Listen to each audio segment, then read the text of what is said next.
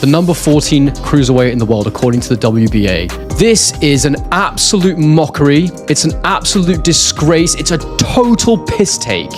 But actually now, Jake Paul has got to think about what he's doing next. If you're that good and you think you're clever, why don't you fight Usyk? Alexander Usyk, he'll fight you. Let's see how that works out for you. Get flattened.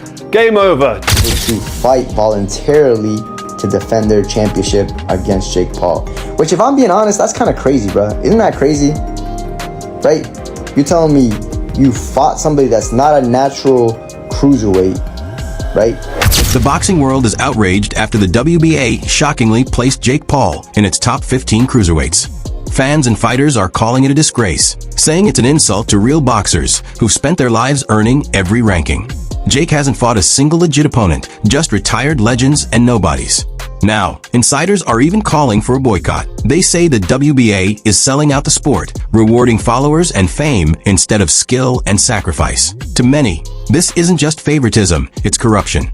So I've just found out that Jake Paul, the YouTuber, influencer, who has been doing a bit of boxing against people who aren't boxers, aside from Tommy Fury, who is a complete novice boxer, and an old retired champion in Julio Cesar Chavez Jr., who has been through rehab and all kinds of stuff, has been out the ring for quite a while, an OAP Mike Tyson, who physically is in a terrible place, and two now inactive cruiserweights called Andre August and Ryan Borland, who I have absolutely no idea who they are.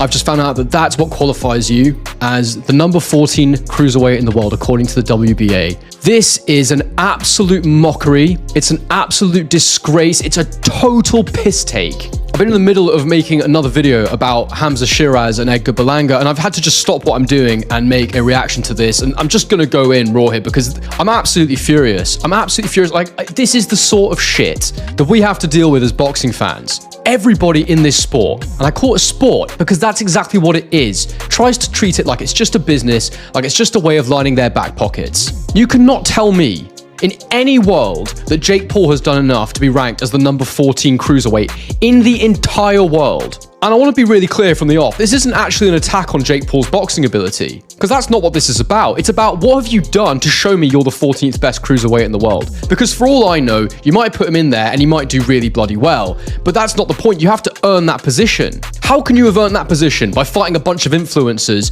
athletes from other sports, and having lost to one of the only active boxers that you've actually faced in Tommy Fury, who very much is a part-time boxer at this point in his life. And then your most recent and highest profile win being against a guy who didn't throw a bloody punch for the first half of the fight. Fans are furious after Happy Punch announced that Jake Paul is now ranked number 14 cruiserweight in the world by the WBA and even eligible to fight Zordo Ramirez for the title.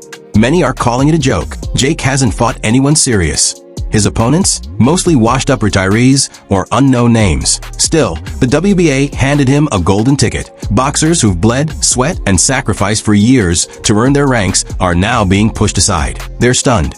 And some are even angry they might have to fight Jake just to defend their honor. A YouTuber skipping the line? It feels like the WBA just spit in the face of the entire division. To critics, this isn't just unfair. It's the death of credibility in boxing. Guy can now win a world title. Jake Paul, after beating Julio Cesar Chavez Jr., has now been moved to number 14 in the WBA official rankings, meaning he can be a voluntary defense for Zurdo Gilberto Ramirez's world title. But this is now where we need to beg the question of what is wrong with these rankings, because there is no world where Jake Paul is the 14th best cruiserweight. What do we do? What's boxing got to do to save this? Is it go to a one belt division like the UFC have, or is it just for the divisions that we've got and the belts that we've got to actually just sort themselves out? Make sure you subscribe for the updates, we'll keep it coming, but this is mental. The backlash is exploding as boxing insiders slam the WBA for putting money over morals. Let's be real, Jake Paul didn't earn that rank. He bought it with clout, not punches. This move screams cash grab, not competition. By handing Jake a top spot, the WBA is losing respect fast. Fighters who fought real wars to climb the ladder now see their hard work cheapened. The cruiserweight division? It's no longer about skill, it's about selling tickets. Champions are furious, saying their titles now feel more like business deals than true victories. After defeating Julio Cesar Chavez Jr., the WBA decided to give Jake Paul a ranking. According to them, he's the 14th best cruiserweight boxer in the world. I know they're trying to push him for a title shot and it's the show business and whatnot, but you're disrespecting all the cruiserweight boxers with this one. And to even be ranked, aren't you supposed to actually defeat someone who's ranked? Julio Cesar Chavez Jr. hasn't been ranked in years. Jake Paul's win over Julio Cesar Chavez Jr. has flipped the boxing world on its head. What started as a joke is now being treated like a serious rise through the ranks. That one fight suddenly made him legit in the eyes of many, and now even champions can't ignore him. But here's the problem. Did he really earn it? Or is boxing just bending the rules for views and money? Critics say Jake's rise feels forced, built on flashy wins, not real wars. Yes, he's silenced some doubters. But to many, this whole rise still looks like a shortcut bought with fame, not fought with fists. So now that Jake Paul won his fight against Julio Cesar Chavez Jr., he's apparently ranked top 15 cruiserweights in the world. And apparently, I guess now, world champions are able to fight voluntarily to defend their championship against Jake Paul. Which, if I'm being honest, that's kind of crazy, bro. Isn't that crazy? Right? You're telling me you fought somebody that's not a natural cruiserweight, right? And now you're automatically ranked top 15 and you could fight a couple of world champions and it makes sense. Not that I think he beats any of them. I'm gonna be completely honest. I can't see it, bro. If Jake ends up beating somebody, yo, shout out to him. He finessed his way to the fucking top and a world champion and really like cemented himself into the history books. But the way that he boxes, he's just very sluggish. It's kind of slow. You know, I think any cruiserweight world champion, even Badu Jack, will defeat him. And I actually don't even understand why he even wants to fight Anthony Joshua. Besides the bag, obviously. But what do you guys think, though? This whole shit has gone crazy.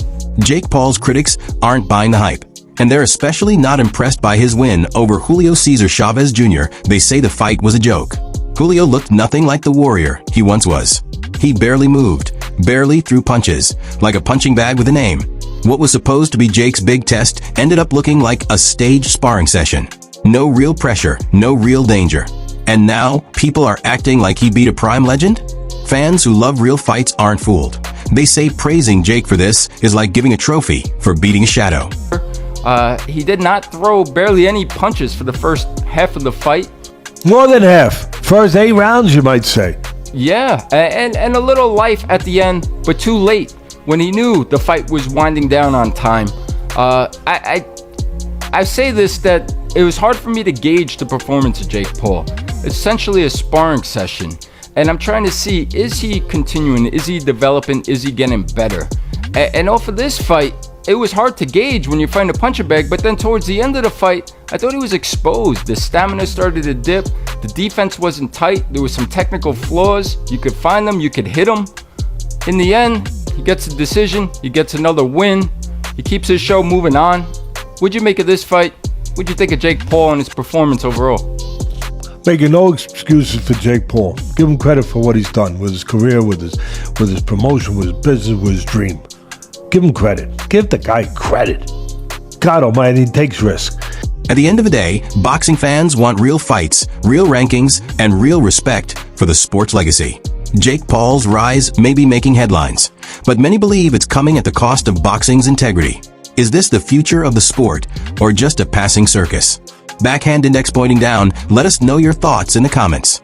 And if you're tired of fake hype and want the real truth behind boxing's biggest controversies, don't forget to like, subscribe, and hit that bell so you never miss an update. This is Knockout News, where real boxing fans speak loud.